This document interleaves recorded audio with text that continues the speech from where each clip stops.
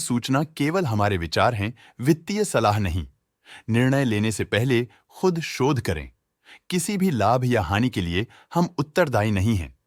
आज हम देख रहे हैं लिक हाउसिंग फाइनेंस लिमिटेड के 2025-26 Q1 की standalone financial performance. Starting with the sales, पिछले क्वार्टर से सेल्स में -1% का डिक्रीज हुआ है, मगर कंपनी ने पिछले साल के मुकाबले 6.5% का सेल्स इंक्रीज रिपोर्ट किया। Expenses -14% quarter on quarter decrease हो गए हैं, जो साल भर के 20.5% के राइज के साथ अलाइन करता है। एक्सपेंसेस में डिक्रीज अच्छा है, लेकिन सेल्स में डिक्रीज निराशा की बात है। ऑपरेटिंग प्रॉफिट, जो पिछले साल के कंपैरिजन में 6% अप हुआ है, quarter on quarter around 0.5% increase हुआ है। Operating profit margin OPM annual basis पे -1% से डिक्रीज हुआ है और पिछले क्वार्टर के कंपैरिजन में 1% से इंक्रीज हुआ है। एक्सेप्शनल आइटम्स को ऐड करके अदर इनकम पिछले क्वार्टर के कंपैरिजन में -75% गिर गई, बावजूद इसकी ईयरली डिक्लाइन -50% हुई है। इंटरेस्ट एक्सपेंसेस पिछले क्वार्टर से 2% अप हुआ, लेकिन ईयर ओवर ईयर इंक्रीज 6% हुआ है।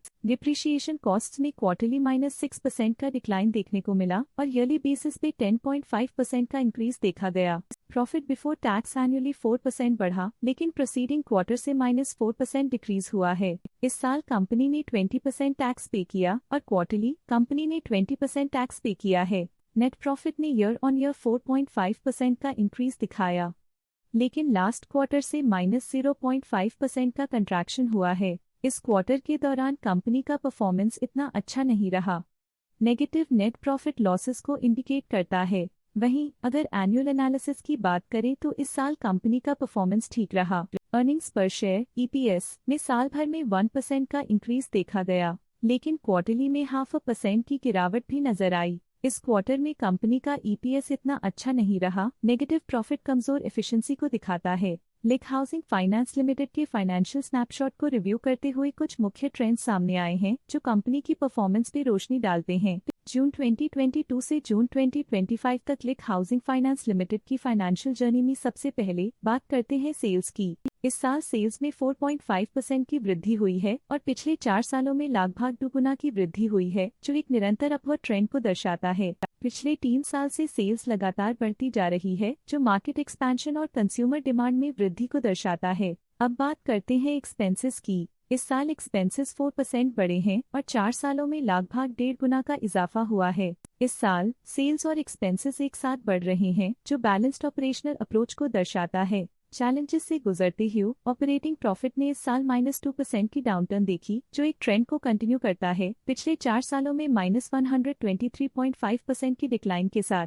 नेट प्रॉफिट का सफर ऊपर की ओर चल पड़ा है। इस साल 16% की चढ़ाई के साथ पिछले 4 सालों में लगभग 3.5 गुना की शानदार वृद्धि हुई है। पिछले 3 साल से नेट प्रॉफिट लगातार बढ़ रहा है, जो फाइनेंशियल हेल्थ को मजबूती देते हुए इन्वेस्टर्स का ध्यान आकर्षित करता है। इस साल EPS ने ऊंचाइयों को छुआ है 16% की वृद्धि के साथ, जो पिछले 4 सालों में लगभग 1.5 गुना की मजबूत वृद्धि पर आधारित है। पिछले 3 साल से अर्निंग्स पर शेयर EPS में लगातार इजाफा हुआ है, जो प्रॉफिट ग्रोथ को मजबूती देते हुए शेयर होल्डर वैल्यू को बढ़ा रहा है। चलिए अब बात करते हैं शेयर होल्डिंग पैटर्न की। लिक हाउसिंग फाइनेंस की शेयर होल्डिंग रिपोर्ट्स कुछ इस प्रकार की हैं, जो अननोन 2025 के तक चलता है। ये रिपोर्ट कंपनी के शेयर्स की डिटेल्ड जानकारी देता है, जिसमें promoters, promoter groups, foreign investors, public investors और सरकारी एंटिटीज शामिल हैं। पब्लिक द्वारा हेल्ड शेयर्स का परसेंटेज 11.87% से इंक्रीज होकर 2025 के में 12.3% तक का इंक्रीज से देखा गया। ये चेंजेस स्टेट है कि पब्लिक की इन्वेस्टमेंट कंपनी में क्वार्टर टू क्वार्टर इंक्रीज हुई है। जब कंपनी के शेयर्स का अधिकतम हिस्सा प्रमोटर्स, FII, DII या गवर्नमेंट के पास होता है, तब ये माना जाता है कि कंपनी मजबूत हाथों में है, जो स्थिरता और मजबूत समर्थन को दर्शाता है और इस मार्केट की स्थिरता बनी रहती है। DII, डोमेस्टिक इंस्टीट्यूशनल इन्वेस्टर्स, ने अपना शेयर होल्डिंग 2025 में 21.34% से 2025 में 22.2% तक इंक्रीज किया। ये बताता है कि डोमेस्टिक इंस्टीट्यूशंस ने कंपनी में अपना इंटरेस्ट 0.86% तक इंक्रीज किया है। फॉरेन इंस्टीट्यूशनल इन्वेस्टर्स की शेयर होल्डिंग में थोड़ा डिक्रीज आया 2025 के से 2025 के में, जो दिखाता है कि फॉरेन इंस्टीट्यूशंस ने अपने स्टेक को क्वार्टर टू क्वार्टर -1.29 से डिक्रीज किया है, जिसे पता चलता है कि उन्होंने अपनी इन्वेस्टमेंट्स को पुल बैक किया है। ये था कंपनी का करंट शेयर होल्डिंग पैटर्न। अब नजर डालते हैं लिक हाउसिंग फाइनेंस के स्टॉक रिकमेंडेशन पे। डॉट स्टॉक का करंट प्राइस 637.5 रुपीस चल रहा है। मोतीलाल ओसवाल ने स्टॉक की होल्ड रिकमेंडेशन दी थी। उन्होंने स्टॉक का टारगेट प्राइस 670 का अनुमान लगाया था। रिकमेंडेशन के समय स्टॉक का प्राइस 621.2 चल रहा था, जो करंट प्राइस से 13.8% अप है। प्रभुदास लिल्लधेर ने स्टॉक की बाय रिकमेंडेशन दी थी। उन्होंने स्टॉक का टारगेट प्राइस 725 का अनुमान लगाया था। रिकमेंडेशन के समय स्टॉक का प्राइस 621.2 चल रहा था, जो करंट प्राइस से 20.5% अप है। आज के लिए फाइनेंशियल सेक्टर में इतना ही। देखने के लिए धन्यवाद। स्टॉक लेटेस्ट न्यूज अपडेट के लिए चैनल को सब्सक्राइब करें और वीडियो को लाइक एंड शेयर करें।